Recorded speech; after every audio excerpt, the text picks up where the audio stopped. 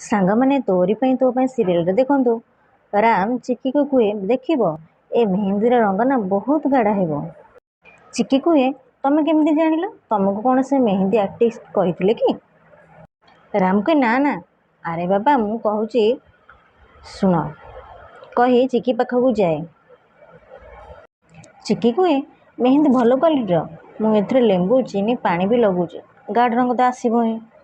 ରାମ କୁହେ ନା, ଯଦି ସ୍ୱାମୀ ମନରେ ଭଲ ପାଇବା ନଥିବ ତାହେଲେ ପାଣି ଫାଣି ସବୁ କିଛି କାମ ଦେବନି। ହେ ଏ ମେହେନ୍ଦୀ ଫେହେନ୍ଦୀ ସବୁ ବେକାର।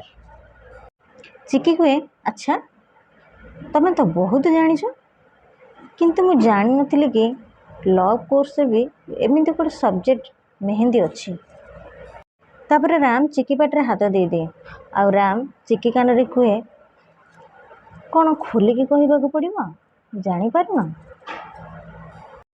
ତାପରେ ଚିକି ବହୁତ ନର୍ଭସ୍ ହେଇଯାଏ ଆଉ ଚିକି ରାମକୁ ଠେଲି ଦିଏ ଆଉ ସେଠୁ ଉଠି ଆସେ ଆଉ କୁହେ ଇଂଲିଶ ମିଡ଼ିୟମ୍, ତମେ କିଛି ବି କୁହନି ପ୍ଲିଜ୍। ମୋ ହାତରେ ଆଜି ମେହେନ୍ଦୀ ଲାଗିଛି, ପ୍ଲିଜ୍ ତମେ ମୋ ପାଇଁ ଆଜି ଗଦି ବିଛେଇ ଦିଅ। ରାମ କୁହେ ନାଇଁ, ଆଜିଠୁ ତମେ ସେ ଗଦିରେ ଶୋଇବନି। ରାମ ଟିକେ ହସେ ଆଉ ବେଡ୍ ପାଖକୁ ଚାହେଁ ଆଉ ଚିକି ମଧ୍ୟ ବେଡ୍କୁ ଚାହେଁ। ରାମ କୁହେ କ'ଣ ହେଲା, ଏମିତି କ'ଣ ଦେଖୁଛ ମୋତେ? ଆରେ ତମେ ମୋ ସ୍ତ୍ରୀ ନା। ଚିକି କୁହେ କାଲି ହେଇଯିବି ଇଂଲିଶ ମିଡ଼ିୟମ୍, ହେଲେ ତା ଆଗରୁ ଗୋଟେ ବେଡ୍ରେ। ରାମ କୁହେ ତା ଆଗରୁ ଗୋଟେ ବେଡ୍ରେ କ'ଣ? ଆରେ ମୁଁ ତ ଖାଲି ଶୋଇବା କଥା କହୁଥିଲି, ଆରେ ତମେ କ'ଣ ଭାବିଲ କି?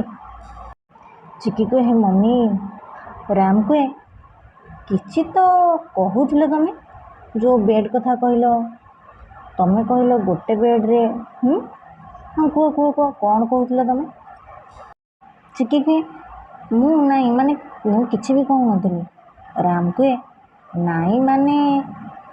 ଚିକି କୁହେ ଇଂଲିଶ ମିଡ଼ିୟମ୍, ତମେ କେତେ କଥା କହୁଛ କହିଲ, ପ୍ଲିଜ୍ ନା ତମେ ଗଦିଟା ଟିକେ ବାହାର କରିଦିଅ।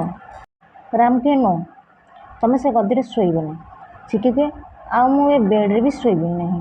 ରାମ କୁହେ ତମେ ସେ ଗଦିରେ ଶୋଇବନି। ଚିକି କୁହେ ମୁଁ ବି ଏ ବେଡ୍ରେ ଶୋଇବିନି। ରାମ କୁହେ ଓକେ ଆଇ ଏଗ୍ରି, ମୁଁ ବି ଏ ବେଡ୍ରେ ଶୋଇବିନି, ଯାଅ। ଚିକୁ କୁହେ କ'ଣ ଜବରଦସ୍ତି? ରାମ କୁହେ ନାଇଁ, ରୁଲ୍। ସାଙ୍ଗମାନେ ଆପଣମାନେ ଯଦି ମୋ ଚ୍ୟାନେଲ୍ ନୂଆ ଅଛନ୍ତି ତାହେଲେ ମୋ ଚ୍ୟାନେଲକୁ ସବସ୍କ୍ରାଇବ୍ କରିଦିଅନ୍ତୁ ଆଉ ଛୋଟିଆ ଲାଇକ୍ଟିଏ କରିଦିଅନ୍ତୁ, କାହିଁକିନା ଏଇଭଳି ଭିଡ଼ିଓ ଆପଣମାନଙ୍କ ପାଇଁ ସବୁଦିନ ଆଣିଦେବି। ଜୟ ଜଗନ୍ନାଥ।